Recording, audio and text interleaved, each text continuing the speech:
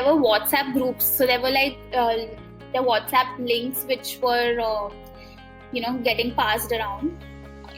So I just had the access to that link. Someone sent me that link as soon as I got admission. What I did was I set up a Skype call with potential people who I could be roommates with, and we made an Excel sheet where we shared our details. The thing about Australia is that they don't have a system like USA where you have to go online and you can just book, like get a house for yourself. The most preferred option is that they have an agent system like we do in India.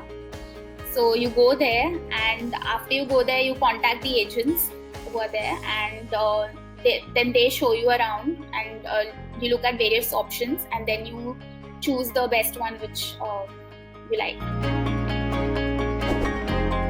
I think the transition was very smooth for me because I've been to Australia and I've traveled a lot before.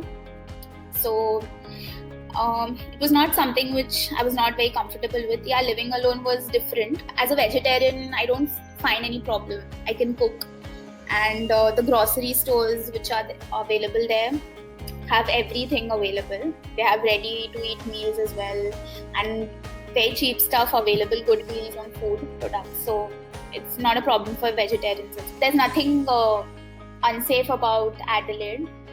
I think it is safer than Mumbai. During exams, we come back from the university back to towers, or even at late nights. I myself have walked alone so many times from college to my house, even at 1 a.m. or 2 a.m. at night. It was very boring actually, because there were many speeches and seminars which I felt were not very relevant to what we were going to do. So some things were good, some things were not. They had sessions where we could interact with everyone, and they had lunch set up for everyone. So during those times, we used to have a good talk with people around. Everyone was excited. Majority are Indians and Asians, around 30 Indians. There are 2 Pakistanis. There's 1 person from Cameroon. Around 5 people from the US.